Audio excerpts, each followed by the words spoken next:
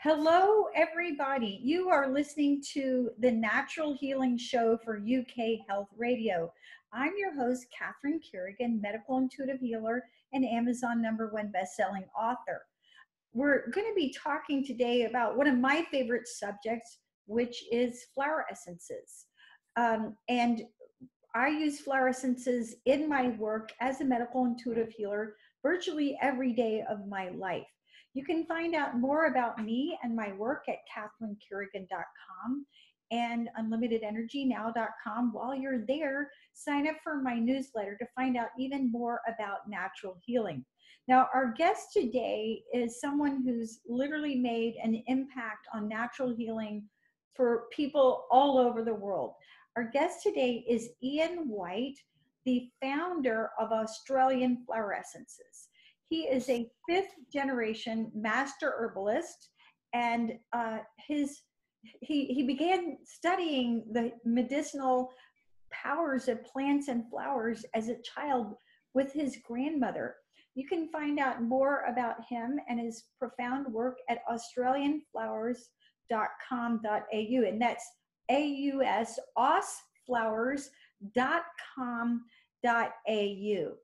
And people sometimes ask me, Catherine, what do you think are the most powerful natural healing remedies? And without a moment's hesitation, I always say flower essences. And the Australian flower essences are among my very favorites, and I've used them for decades in my practice. So welcome, Ian White. Hi there, Catherine. Thanks for organizing this interview. So Ian, what are flower essences? For those in our audience who don't understand, what are flower essences? Flower essences are a vibrational medicine it's extracted from the flower itself. It's a very simple process. Each flower has a very strong healing quality, and it's been going for, thousands of years of being able to extract that healing energy of the flower. The flower is the highest aspect, most evolved part of the plant. So if we can extract the healing energy of the flower, you're getting the healing energy of that whole plant. Now, how do flower essences differ from homeopathy? That's a question that I'm often asked.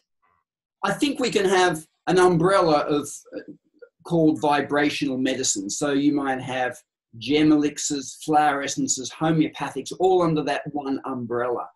The main difference between flower essences and homeopathics is that flower essences are self-adjusting, that they only work to what the person's capable of doing. When I was doing my naturopathic training, we were trained in homeopathy, and probably the best homeopath in the class, he took a remedy called Thuya, very strong homeopathic remedy. It was 200 potency, and he was prescribed 3 doses. And there's a cardinal rule in homeopathy that you stop on improvement. He felt great after 2 days and thought, 1 more dose, I'll just take it. And he aggravated. And it took 6 months for those aggravations to stop. The beauty of flower essences is they're very simple, easy to use, and don't have those horrendous type of side effects. So you can get people, who are practitioners using them, but you can also get parents who just want to use them on their children, friends or family. And there's not going to be those side effects that you're getting from other forms of healing. Yeah, so basically what you're saying is that they're idiot-proof, which I agree.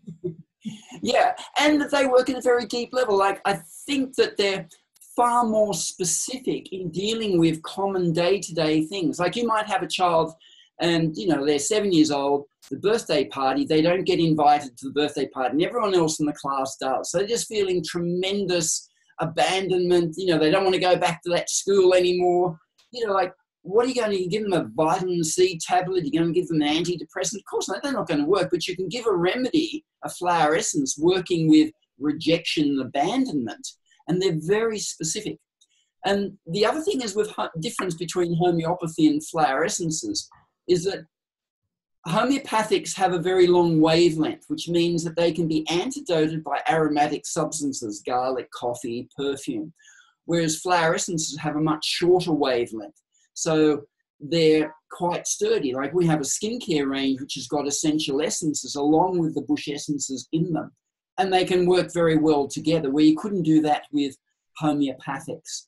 The other main difference is that when you ingest the flower essences, or any flower essence, it's absorbed under the tongue, goes into the bloodstream, then the nervous system, and then into what we would call the meridians.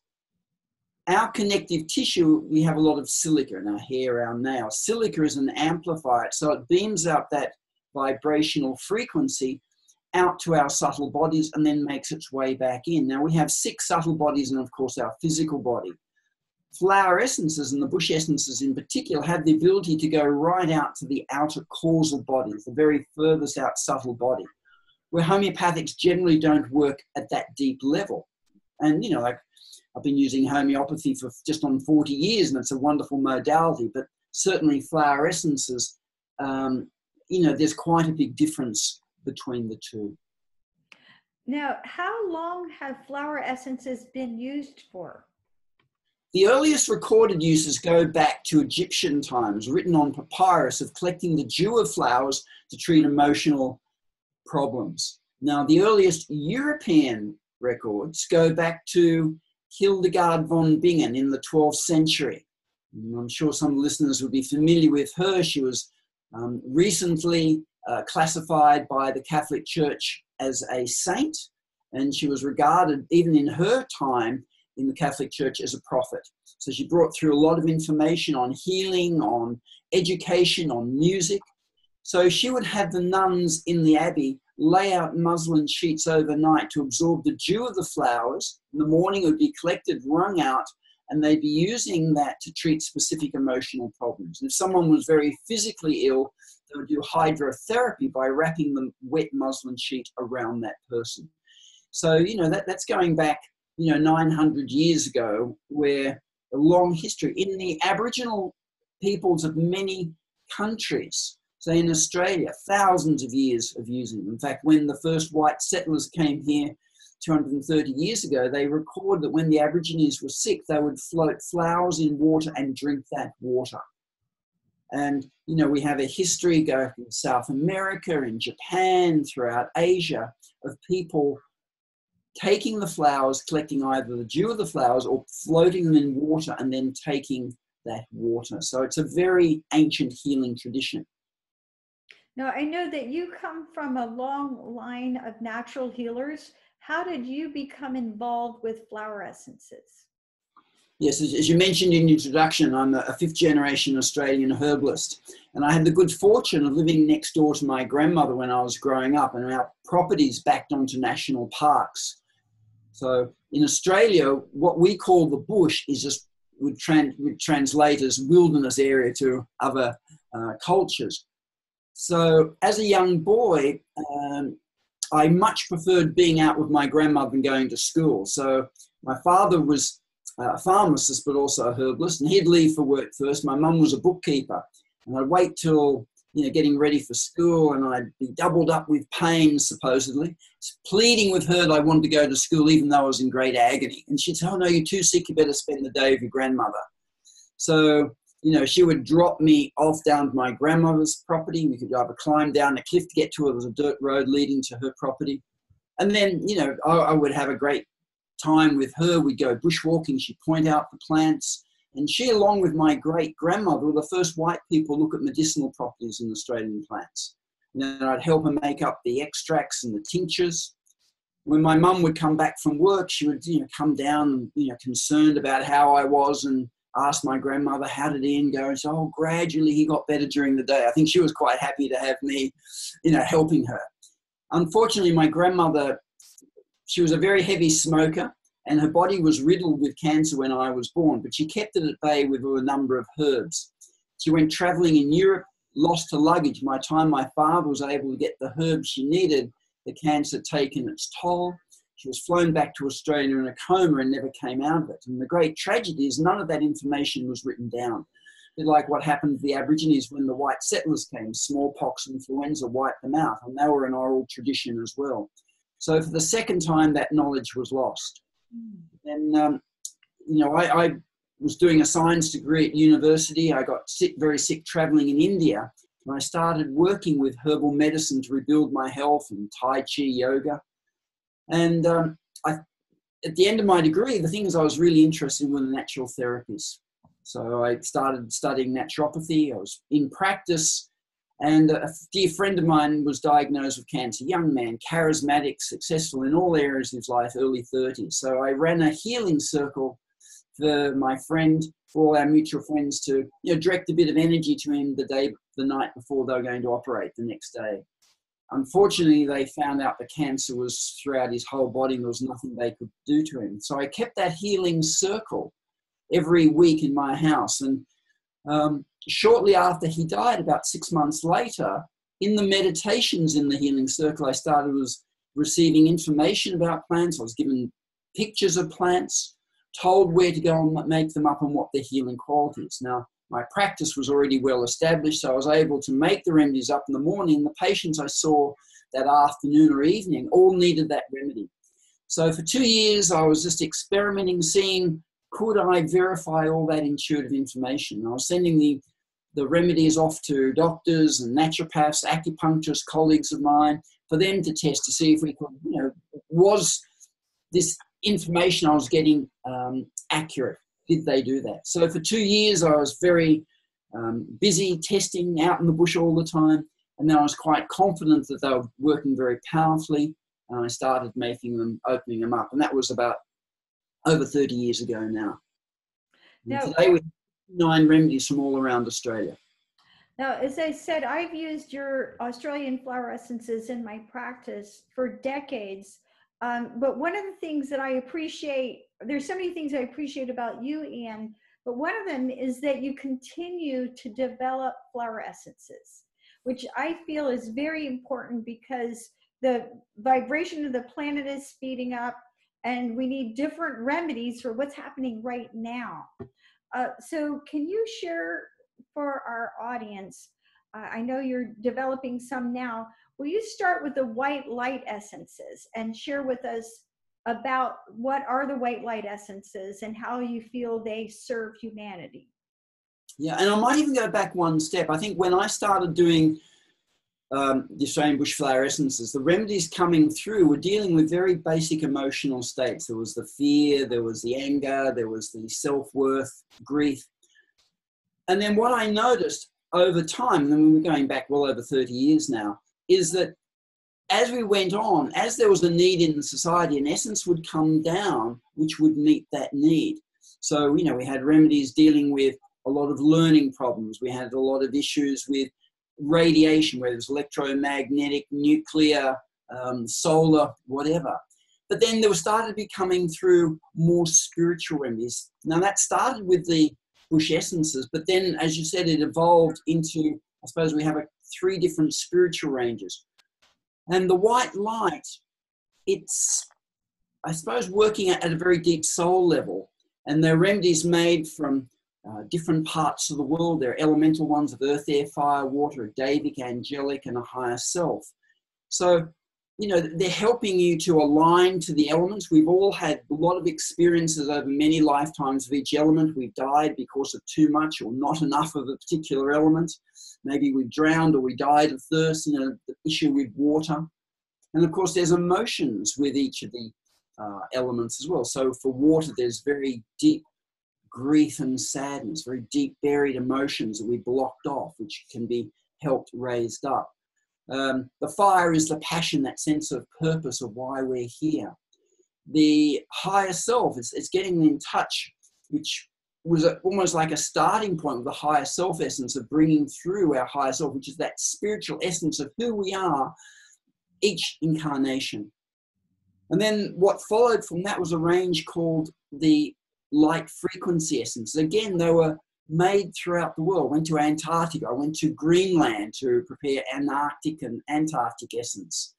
And, Madagascar, the Philippines, many different high energy places. And they were dealing with a lot of the spiritual changes going on around our planet at the moment. Changes in the magnetic frequency of the poles, but all the new spiritual energy streaming through.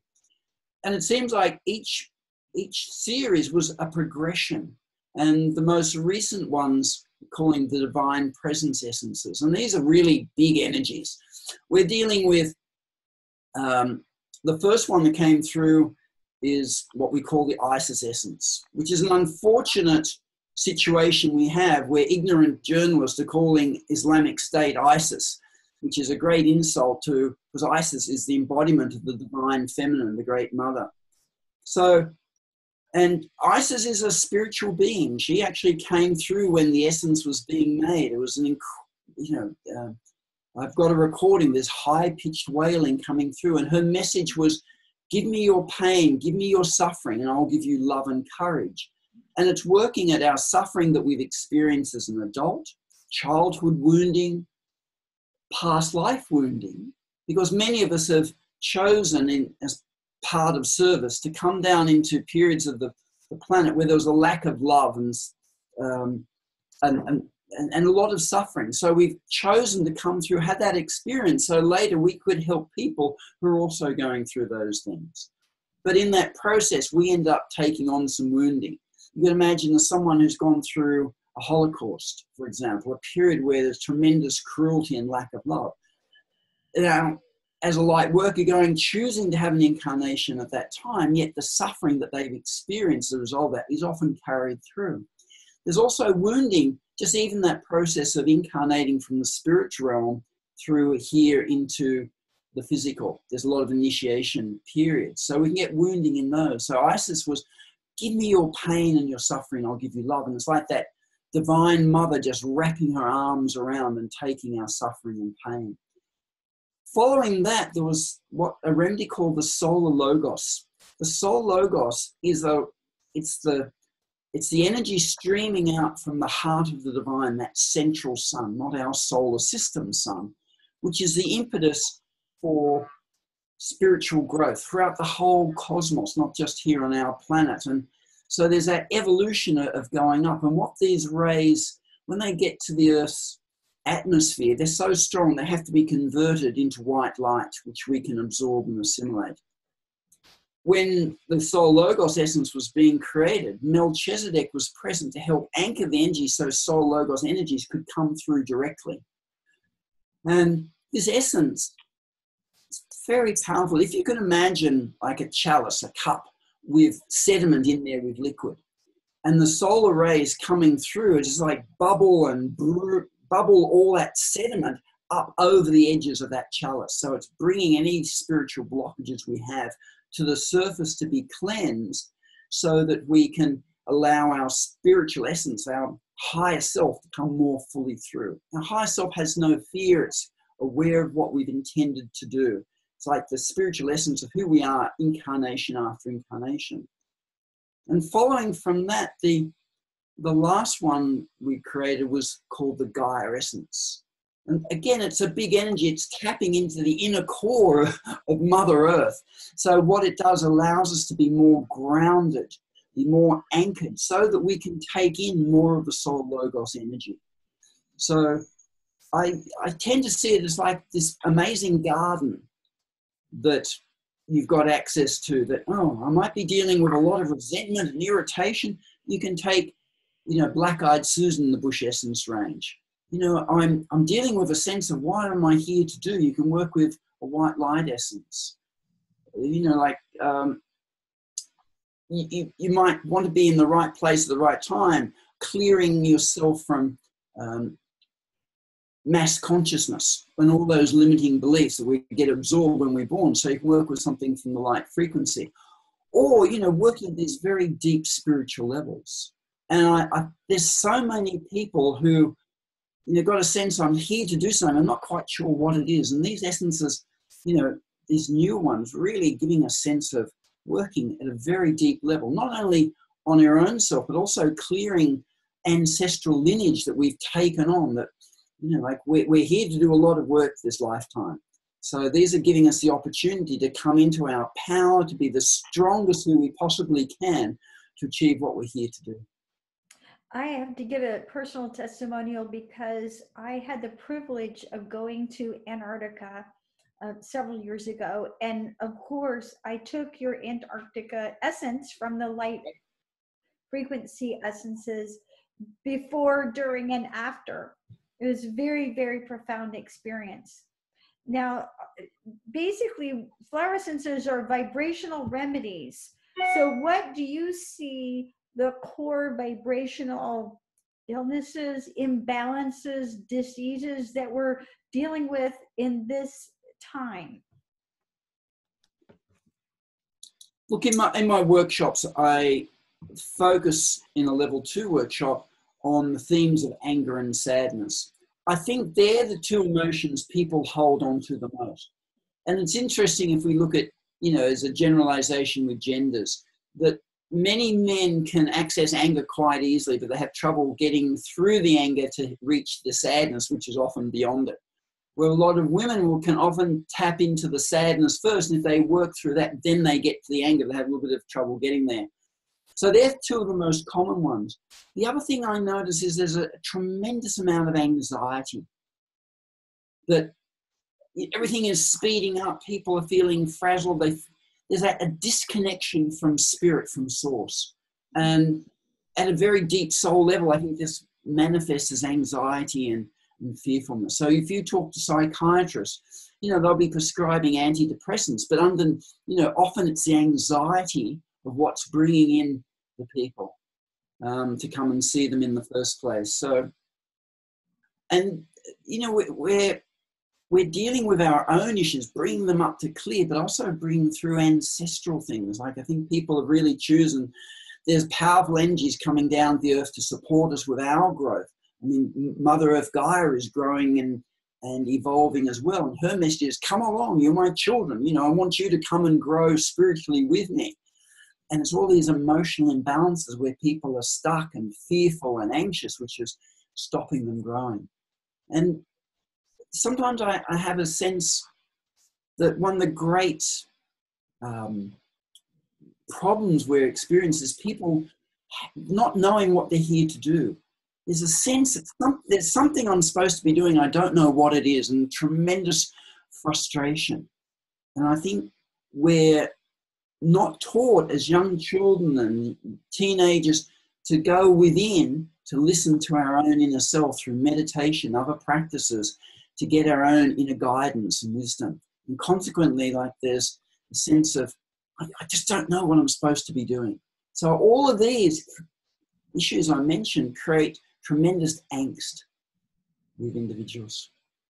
Now, there's no question in my mind that you're divinely guided to do what you do.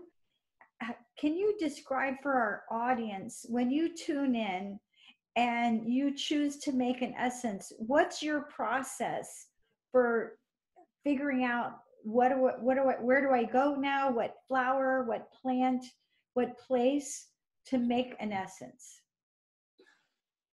Well, I should confess, it's not like it's a Saturday night and I'm bored, or Saturday I've got bored, got nothing to do, I'll go and make an essence. It's the exact opposite, that I've always been drawn and guided to make up an essence. And so there have been flowers when I started working with the bush essences that I thought, wow, I know I'm going to make this essence.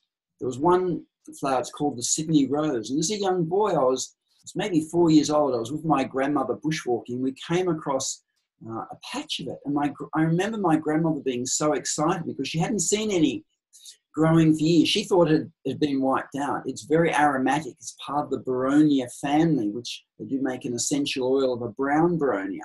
And this is an exquisitely scented flower.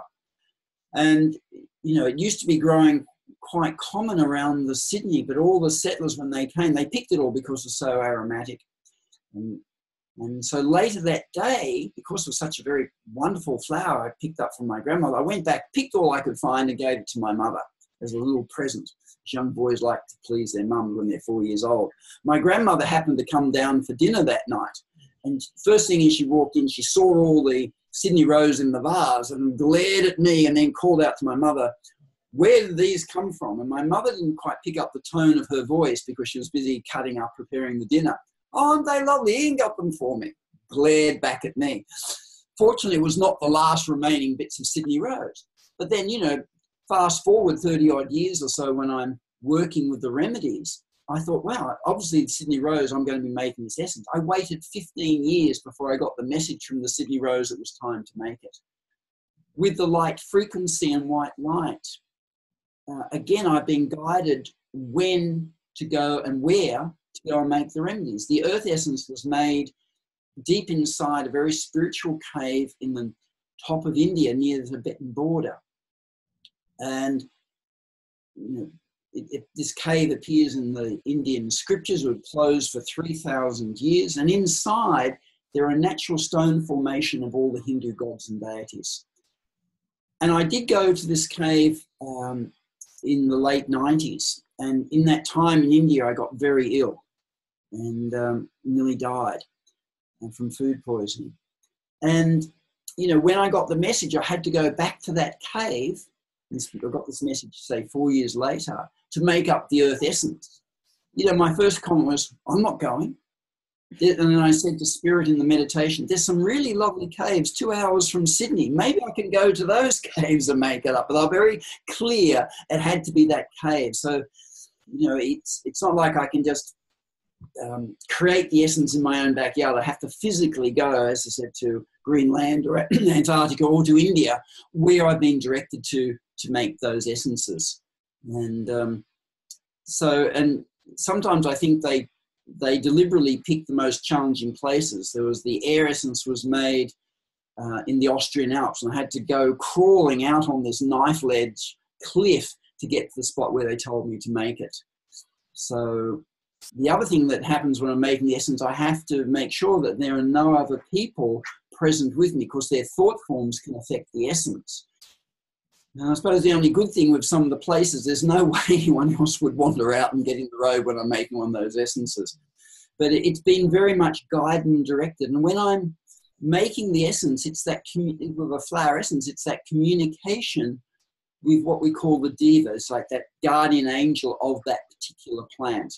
And it's that ability to communicate with the diva of the plant. When it's working with the white light or light frequency, it's bringing in more that angelic realm, which are very connected, very close to the Davic realm. And of course, when I'm dealing with Isis or Sol Logos, that's directly those energies, or Gaia.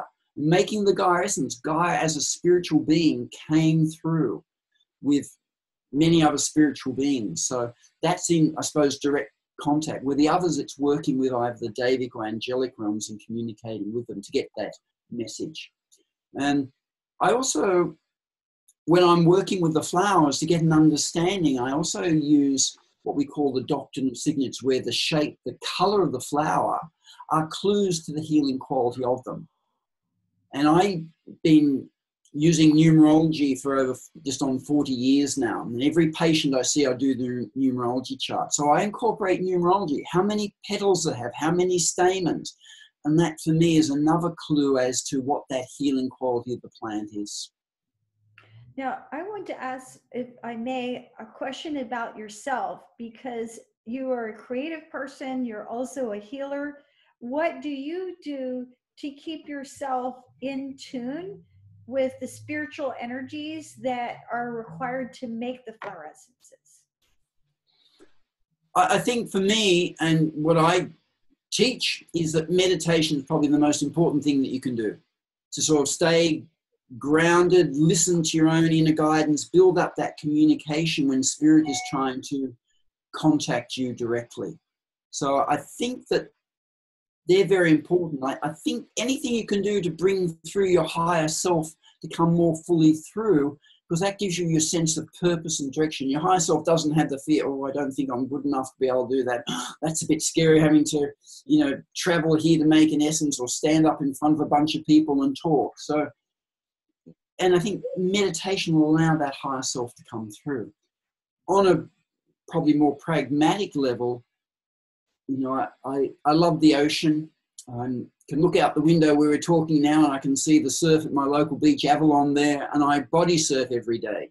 So just, walking on the sand, being in the ocean, I think that's very grounding and, connecting with nature as well. So I think for me, those are the two things. And having that commitment that I want to fulfill myself to my highest possible level. So essences have come through to help support me do that, which has helped made it clear what I'm here to do. now on the other side, so we talked about what you do to be this creative healing channel, but on the other side, what spiritual beings do you feel that you're working with to create the flower essences and your spiritual healing essences? Okay. Firstly, I think my spiritual guides would be ones that I'm always making alignment to. And I think whatever area of work you're doing in, you'll have your spiritual guides helping you in different ways. Like there's one guide that helps with writing. One of them is an Aboriginal healer. And, you know, I've shared a lifetime with that. Chimbala is his name. With Chimbala, we were young boys growing up the same age. And so, you know, I spend a lot of time wandering out in the bush, quite often by myself. And, you know, we have a lot of poisonous snakes in Australia. So, you know, I think Chimbala makes sure, A, I don't get lost and, you know, die of thirst and, you know, a long way from where I've started off, but also, you know, that protection of, you know, making sure no harm comes to me as well. So I'm calling on their help when I'm doing it. Of course, when working directly with the flowers, it's very much that Davic realm. So, you know, when I'm making up essences, I'll be very much communicating, asking for the assistance and help from my guides, the Davic realm. And for me, connecting with the spiritual realm, you know, so calling in Isis, Melchizedek, the solar lords, deities, you know, Lord Jesus, the angelic realm, archangelic realm. So there's, you know, a whole bevy of spiritual beings who are very happy to be of service and help us. And I think it's really asking for their help and asking to be an instrument for the light, is how I see it. And I know these beings will come down and very much help and support. Now, someone in our audience who's not familiar or hasn't had any experience with the flower essence may not be able to relate to what we're saying. So can you give us an example from your practice of how you've used flower essences for physical healing? I know for myself, whenever I'm working with anybody with any sort of physical pain or emotional suffering, I'm using flower essences because emotional, mental, and spiritual controls what's happening energetically and physically. But can you give some positive examples? Yeah. And if we look at flower essence, the philosophy behind it is very much similar to what you'll find in Ayurvedic and traditional Chinese medicine, systems of healing which go back many thousands of years, and being able to have that observation of humanity over all those years to come up with their conclusion. And what they say is that on a conservative level, 90% of our symptoms stem from emotional or spiritual imbalances. And they put maybe 10% coming from environmental.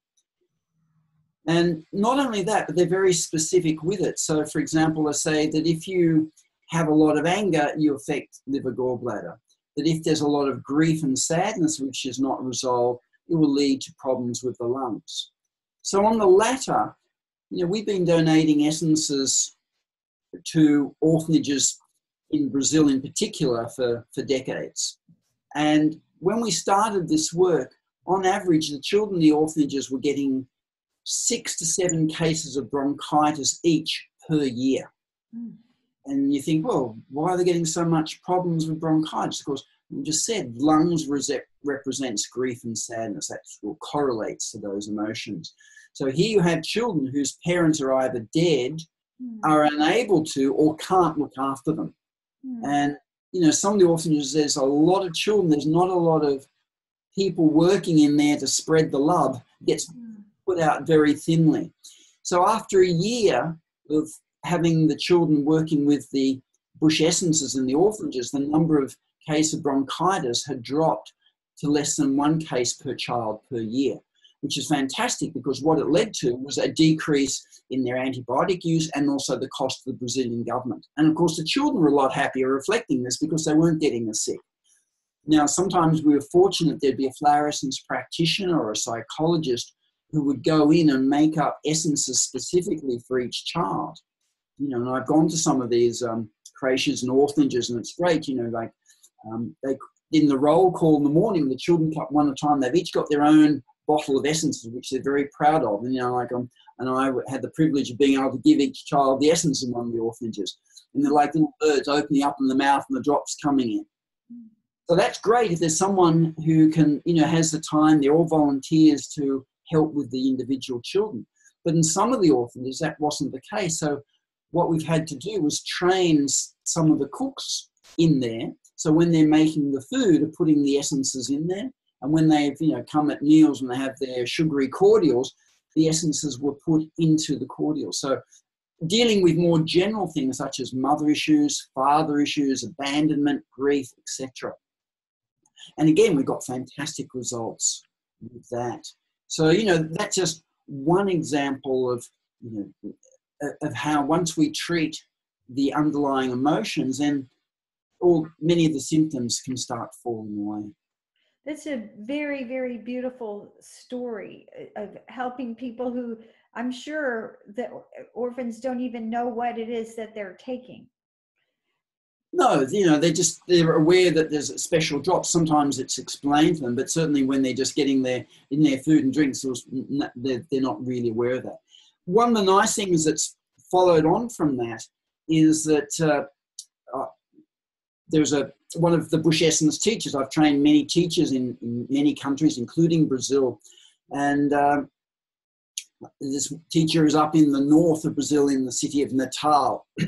So, they were aware of, the hospital was aware of great results and they gave a trial to work with children with learning problems, behavioural problems. So working with Reiki and the Bush Essences, they did a small pilot study and, they got great results. As a consequence, she started doing a program throughout all of Natal, that particular state. So it was sponsored by the state government, where she trained hundreds of health workers. There were doctors, there were dentists, counsellors, of how to use the Bush Essences and also and with Reiki, those two things. Because in many of those centres, and I visited quite a few of them with her, people will come in and they'll see the dentist, there's a counsellor and doctor in that centre. So they're little communities where everyone gets their health one. So they're trying to do things which are very effective and which don't cost a lot of money. And we were hoping that the federal government was going to adopt it throughout all states in Brazil. Unfortunately, there's been 2 impeachments in prisons. There's been all these corruption scandals in Brazil, so everything's on hold at the moment. But that's just an example how flower essences can be incorporated in communities because they're not going to create massive side effects. They're easy to use and they get brilliant results. Now, Ian, I know that you teach workshops. You and some of your senior teachers teach workshops on how to use the flower essences all over the world. But for our audience, can you explain how the various options?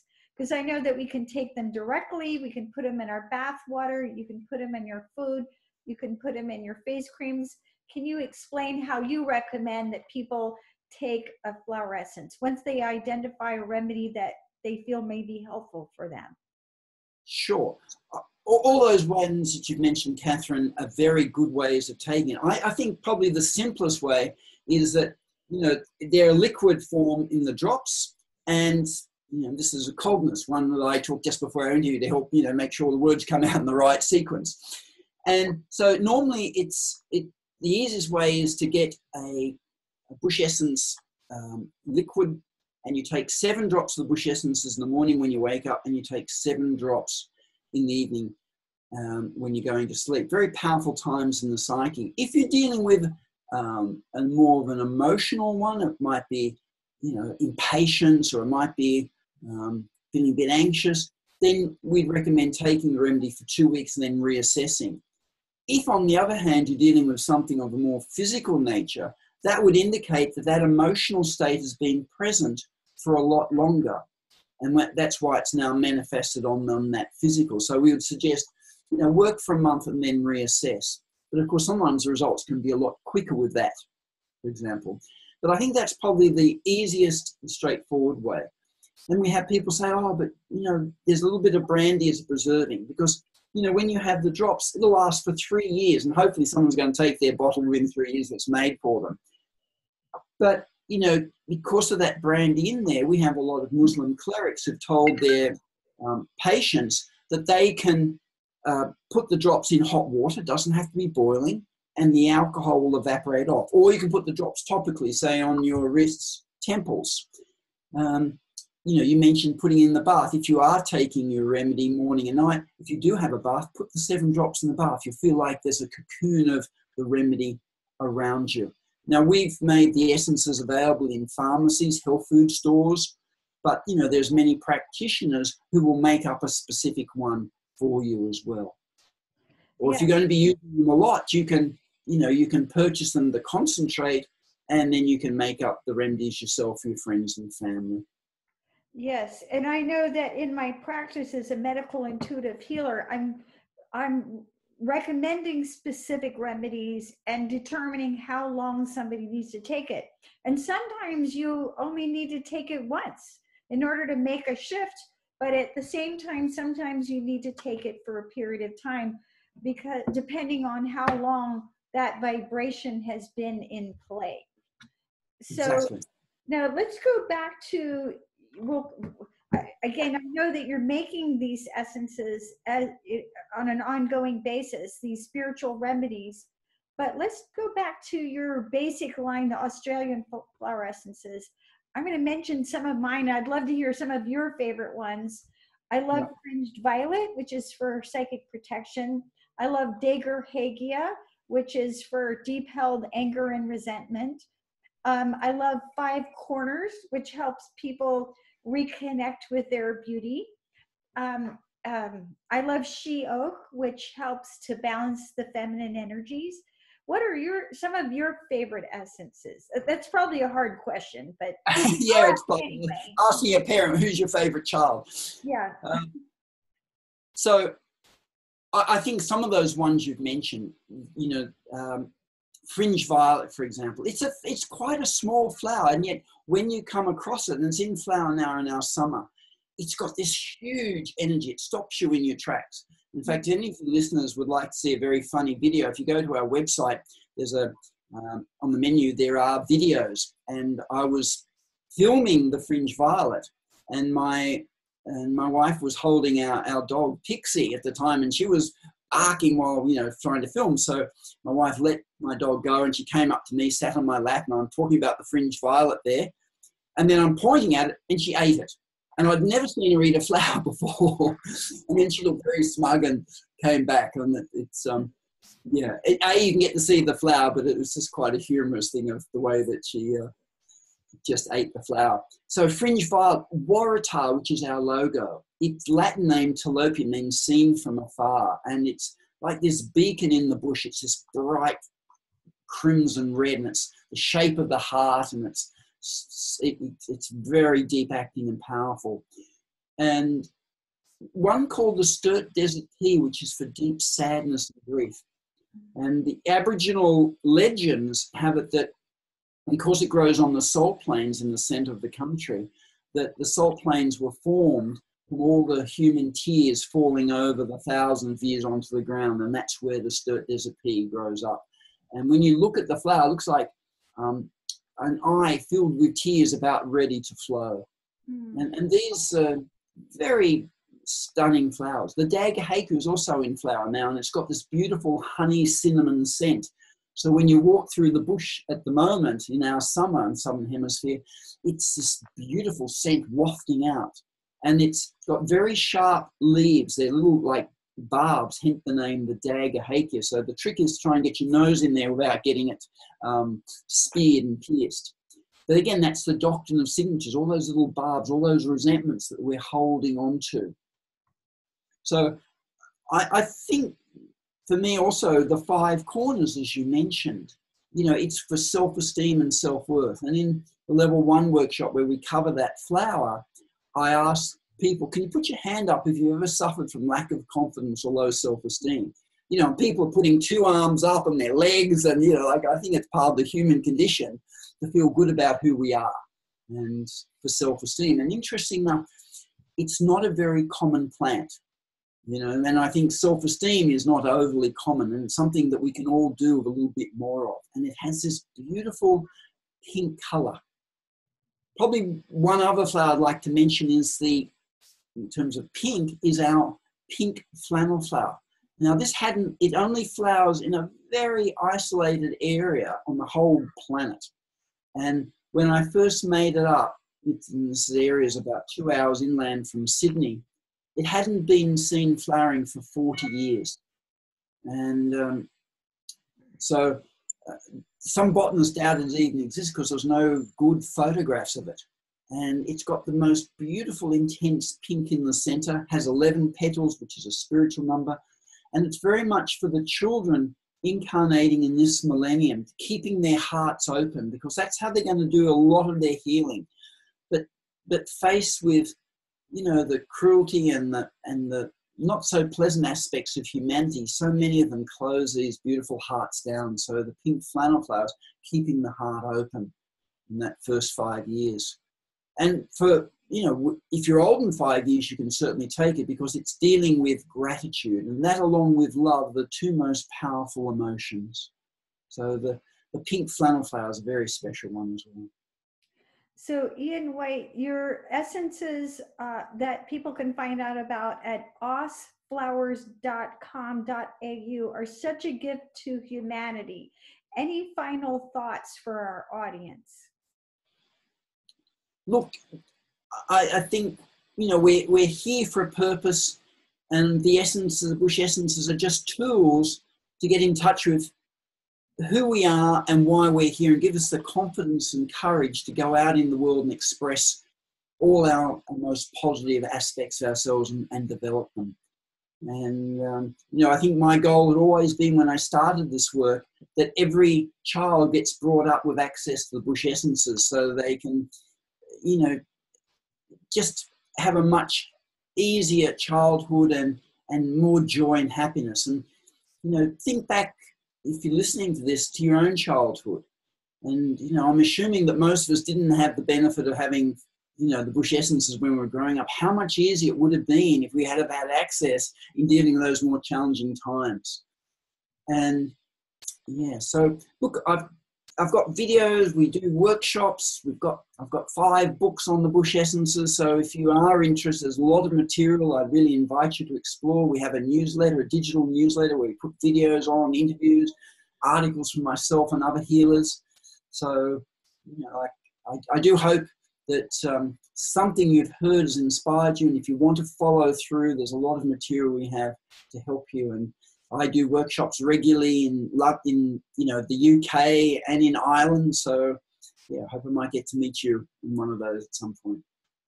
Thank you, Ian White, the founder of Australian Bush Flower Essences. You can find out more about him and his very profound work at osflowers.com.au.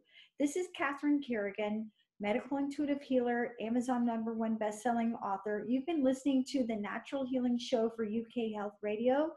I use flower essences and recommend flower essences for all of my clients, and the Australian bush flower essences are among my favorites. Thank you so much for listening, and to find out more about me and my work, visit catherinecarrigan.com. And while you're there, sign up for my newsletter to get more great information about how you can heal yourself naturally. Thanks so much for listening, and we'll see you next time.